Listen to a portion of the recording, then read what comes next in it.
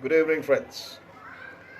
Today I'm going to talk on and this very special uh, subject, that is the special challenges for people in change. This idea comes to my mind, dropped into mind after having watching this TV debates, 9 p.m. TV debates in the TV, whether Hindi or English anchors. These days, these anchors have developed a special technique. They have a free will to rebuke, to admonish, to use any kind of language, praise whom they like, to any panelist, irrespective, total disregard to his age, position, place, expertise, anything. The all told message is that the anchor remains so unpredictable that the all panelists ultimately comes to defensive, and they are almost every time they are justifying, or they are just uh, saying which nobody is hearing, and it crosses the limit when even the audio is sometimes of any panelist can be put off, and he continues talking. My friend, there's similar things happening, I have noticed in these days in any corporate or many corporate sector where bosses behave similarly. The bosses, if suppose, just imagine if any boss conveys the message to his staff where people are desiring to change for better, you see, that he is going to shoot the messenger. Anybody gives any message to him, he is going to first let him. You tell me who is going to come and tell him the factual data or the reality. I personally know a boss who is a self made man. Of course, he came from very low, and he really did pretty well to reach the height he is in now. But he has he has a very volcanic temper. He's very busy. All the time he's got his telephone, one hand on the telephone and his one ear is occupied.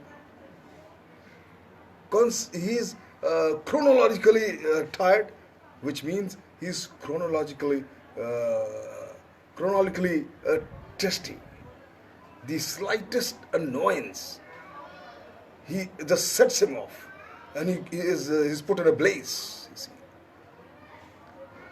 and all employees, all the workers are very well aware of his tantrum throwing attitude. And the good thing about him is that he knows very well of this trait, this habit of his. His rage dies, you see, as quickly as erupted, like that anchor. He's free to talk to his panelist in any way he feels like.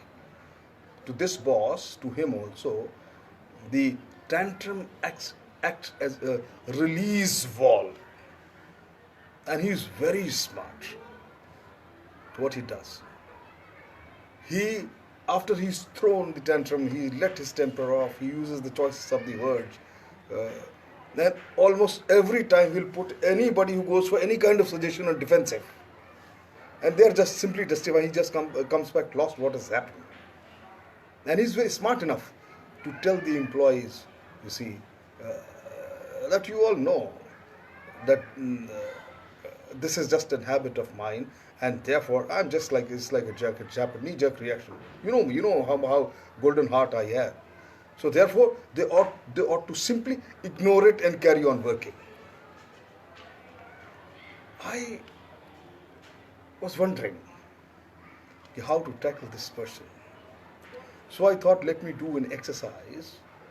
I asked my friend, that boss, you see, to let his employees know what should they do, what they expect, what you are expecting out of them.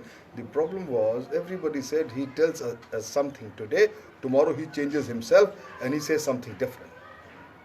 And look, there where the idea comes, I told him, my friend, do one thing. As you write down what would your employees will write down, just simply in a piece of paper, what do you think, in your understanding, what your employees will say good or bad about you. He did that exercise in his understanding, his employees, co-workers, what good they think of him, what the bad they think of him. I said, fine. I took the paper and I circulated down to all the employees. And that there was another surprise waiting for me when surprisingly everybody knew the truth, but none of his employees disagreed with whatever the boss has written. After all, their service is involved. They don't want the boss to come to know that somebody dislikes him, his particular act or behavior. Everybody agreed. So my exercise was incomplete. These are the special challenges are met for the people who in change, who want to change. So then another idea comes to me. The same boss, he used to start his conversation by telling me that, listen, I don't like sycophants. I don't like yes men. You are free to disagree with me. But the fact was that all those who have been massaging his ego, they got the best of the increments, promotions, and everything. Although who thought these be very truthfully and goes and keeps on this thing, they had to suffer a lot. Similarly, therefore, the another idea comes to me. Now I asked him, you do another thing. Now this exercise failed. You do one other thing. Write a small memo. How how to handle me. And he said, okay, very cooperative a person. And I realized when he write how to handle me, he himself is writing down, quantifying things, just saying there's no scope for changing now. And I circulated to all and told them, well, this is the way. And it worked. It's not only admirable, I realized an admirable exercise in self-examination, but a superfine method for stimulating dialogues within the co-workers. But my friend, before the person to whom you are asking to write a memo of how to handle me, you have to be completely convinced, and that person has to be so honest. He has to be brutally honest in writing down. Your employees, firstly, he has to be brutally honest to writing those those things, how to handle, writing that memo, how to handle me. And secondly, the employees have to believe in it, that whatever he's writing is absolutely accurate, correct. And most importantly, all the employee must believe that this exercise will matter in ultimately in the benefit of the overall benefit of the institution.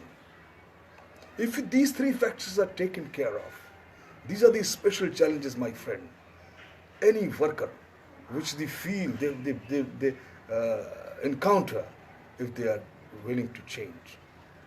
But gradually, if you understand, you develop an understanding between your boss and you come to the common grid, and both realize that where the correction has to be applied, things becomes better, and there is no special challenge, my friend, which cannot be handled with patience, care, and practice. Thank you very much.